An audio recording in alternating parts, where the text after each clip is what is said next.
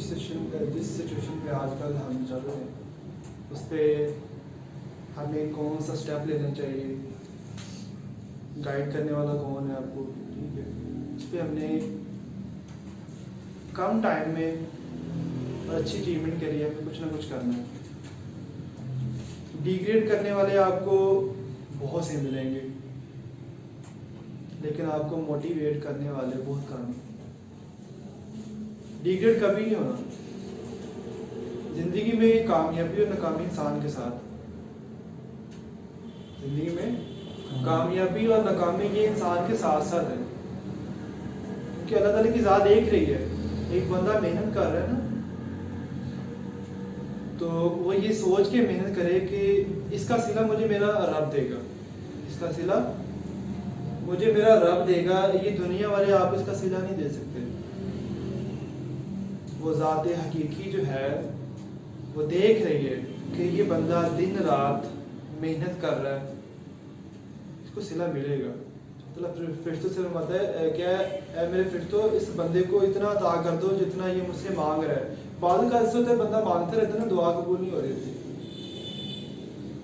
بہت عبادت کرتا ہے، اللہ تعالیٰ کے سامنے گڑ گڑاتا ہے، روتا ہے کہ یا اللہ میری یہ التجا ہے، یہ دعا ہے، اس کو پورا کر دے۔ اور بعض اوقات ایسا ہوتا ہے کہ اس میں تھوڑی سی دیری ہوتی ہے، دعا بظاہر کر رہے ہیں، قبول نہیں ہو رہی۔ اس کے دو ریزن ہیں، یا تو ہمارے گناہ اتنے ہیں کہ ہمارے گناہ ہماری قبولیت کے سامنے رکاوٹ بنے ہوئے ہیں، یا اللہ تعالیٰ کو آپ کی ادائیں اتنی پسند آ رہی ہیں کہ اللہ کو آپ کا مانگنا، ان کے سامنے رونا گڑ گڑانا یہ پسند آ رہا ہے۔ یہ دو سچویشن ہو سکتی ہیں، لیکن فرسٹ سچویشن پہ جو ہم لازمی جو ہے نا غور کریں گے، کیونکہ گناہ گار جو ہے نا ہم ہر پل ہیں، گناہ ہمارے چلتے پھرتے اٹھتے بیٹھتے، کانوں سے، آنکھوں سے، زبان سے، ہاتھوں سے، تو یہ گناہ ہمارے روز بروز ہو رہے ہیں۔ کوئی بھی کام نا ہم نے اس کو سٹارٹ کرنے کے ساتھ کوئی دعا ہی کرنی ہے، ہم نے پہلے کیا کرنا ہے، استغفار کرنی ہے۔ اللہ تعالیٰ کی ذات بندے کی توبہ کو قبول کرتی ہے۔ اللہ فرماتے ہیں کہ بندے اگر تو گناہ کر بیٹھا ہے نا، بس میری طرف لوٹ آ، توبہ کر لے، میں رب بہت غفور رحیم ہوں، رحمان ہوں، رحیم ہوں، 70 ماؤں سے بڑھ کر تجھے پیار کرتا ہوں، تجھے چاہتا ہوں، اے بندے تو میرا ہے، میری طرف لوٹ کے آئے گا اور آنے والا ہے۔ وقت کی قلت ہے، گھڑی کی سوئیاں گما دو، کیا وقت آگے چلا جائے گا؟ وقت وہی ہے، سوئیوں کو آگے پیچھے کرنے سے وقت آگے پیچھے نہیں جائے گا۔ کائنات کا نظام ویسے چل رہا ہے جیسے چلا رہا ہے، ہم پہ ڈیپینڈ کر رہا ہے کہ ہم وقت کی کس قدر کر رہے ہیں، کس قدر ہم اللہ اور اس کی مخلوق کے ساتھ مخلص ہیں، کس قدر ہم ان کو نفع دے رہے ہیں، کس قدر ہم نقصان دے رہے ہیں۔ بات سوچنے کی ہے۔ اچھا کام کریں، نیت بنا لیں، اللہ تعالیٰ تو نیت کو بھی دیکھتا ہے۔ اچھا کام کریں، چاہے وہ دل میں کر لیں، ارادہ کر لیں آپ، اللہ تعالیٰ آپ کو اس ارادے کا بھی پھل دے گا، نیت کا پھل دے گا۔ بزنس سٹارٹ کریں تو اللہ تعالیٰ کے پاک نام سے سٹارٹ کریں، انشاءاللہ عز و جل آپ کو اس کا پھل ملے گا۔ ٹائم لگتا ہے، دیر لگتی ہے، جیسے صبح سورج طلوع ہوتا ہے نا، شام کو جا کے جو ہے غروب ہوتا ہے، تو ظاہری بات کچھ وقت سرو ہوتا ہے۔ تو انسان کی، اگر انسان گناہ گار نہیں ہے نا، اللہ تعالیٰ کا برگزیدہ بندہ ہے، صالحین میں سے ہے، نیکوکار ہے، تو اللہ تعالیٰ اس کی دعائیں ایسے قبول کرتے ہیں کہ جیسے ابھی دعا کی اور قبول ہو گئی۔ دل میں گمان کیا ادھر پورا ہو گیا، ایسے لوگ ہیں۔ اگر دیر لگ رہی نا تو ہمارے گناہ ہمارے رستے میں ہیں، تو دعا کرنے سے پہلے اللہ تعالیٰ سے ضرور اس کی توبہ کریں۔ چھوٹے چھوٹے عمل ہیں، وظائف ہیں، ان کو لازمی کیا کریں. گھر سے نکلتے ہیں آپ لوگ، اللہ تعالیٰ کو یاد کر کے نکلیں. آیت الکرسی پڑھ کے نکلا کریں. چھوٹی چھوٹی دعائیں ہیں، بسم اللہ توکلت علی اللہ لا حول ولا قوۃ الا باللہ. یہ گھر سے پڑھ کے چلیں، اور سارا دن جہاں بھی آپ کام کر رہے ہیں، ٹریول کر رہے ہیں، اللہ تعالیٰ کی حفاظت میں رہیں. یا حفیظ یا سلام 11 بار یہ پڑھ کے چلیں، اللہ تعالیٰ کی حفاظت ہوتی ہے. اور ایسی مخلوق جو بن دیکھی ہے، جو ہمیں نظر نہیں آتی، وہ حفاظت کرتی ہے. آپ کائنات کا نظام تو چل رہا ہے. اگر آپ چھوٹے سے اعمال کو اپنا کے اپنی آخرت سیدھی کر لیتے ہیں، اپنی آخرت کو سیدھا کر لیتے ہیں، تو یہ ہمارے لیے سب سے بڑا پیکج ہے. اللہ تعالیٰ کے نبی صلی اللہ تعالیٰ علیہ وآلہ وسلم ہمیشہ دعا کرتے تھے، یا اللہ کہ مجھے اگر دنیا میں کچھ عطا کرنا ہے تو حسین در حسین عطا کر، اور اگر آخرت بھی دینی تو مجھے حسین عطا کر. دعا کیا تھی؟ اللہم ربنا آتینا فی الدنیا حسنۃ وفی الآخرۃ حسنۃ وقنا عذاب النار. اے اللہ مجھے جہنم کی آگ سے نہیں بچانا. لوگوں کو دعا دیا کرو، چلتے پھرتے دعا دیا کرو، کیونکہ یہ جو اعمال ہیں نا، یہ آپ کو نفع دیں گے. دعا کیا کرو اپنے لیے، اپنے رشتہ داروں کے لیے، عزیز و اقارب کے لیے، اپنے خاندان کے لیے، دوستوں کے لیے، غرباء کے لیے، مساکین کے لیے، یتیموں کے لیے، فقراء کے لیے، اور جو دنیا سے رخصت ہو گئی ان کے لیے. چھوٹے چھوٹے اعمال ان کو ہدیہ کیا کریں. ان اعمال سے آپ کی آخرت بھی تیار ہو رہی ہے اور ان کی آخرت بھی سیدھی ہو رہی ہے. آپ کے جو عزیز و اقارب، رشتہ دار، دوست احباب دنیا سے رخصت ہو گئے، ان کو پڑھ کے ہدیہ کیا کرو. درود پڑھا کرو، ان کی روحوں کو ہدیہ کرو. دوسری جتنا پڑھ سکتے ہیں کثرت سے پڑھا کرو، اس کی بہت فضیلت ہے. اللہ کے نبی فرماتے ہیں کہ جو شخص مجھ پر دروشی پڑھتا ہے بظاہر مجھ تک پہنچتا ہے، مجھ تک دروشی پہنچتا ہے. تو دروشی کو کثرت سے پڑھا کرو، کیونکہ یہ وہ آپ سے اتنی سی بات کہوں گا کہ دروشی جو ہے نا، اس کو اپنی زندگی کا معمول بنا لیں. صبح شام کے اذکار میں اس کو شامل کر لیں، اور بھی چھوٹے چھوٹے بہت سے اذکار اس کو شامل کریں، اپنی زندگی میں لائیں. کیونکہ اس سے زندگی کے مسائل جو ہے نا وہ ختم ہو جائیں گے. زندگی میں خوشیاں آئیں گی، کشادگی آئے گی، روحانیت پیدا ہوگی، ایک نور پیدا ہوگا، ایک نور پیدا ہوگا. کیونکہ درود شریف پڑھنا بھی ایک نور ہے. جب یہ پڑھتے رہیں گے زبان پاک ہوگی، ذہن صاف ہوگا، دل پاک ہوگا. ٹھیک ہے، آپ کی روح روح جو ہے نا وہ پاک ہوگی. جب آپ اس کو کثرت سے پڑھا کرو گے، اللہ تعالیٰ کے نبی فرماتے ہیں کہ جو شخص جمعہ کے دن مجھ پر 200 مرتبہ درود شریف پڑھتا ہے نا، تو اس کے 200 سال کے گناہ بخش دیے جاتے ہیں. 200 سال. انسان کی ایوریج لائف کتنی ہے؟ 65 اور 70 راؤنڈ اباؤٹ اتنی ہے.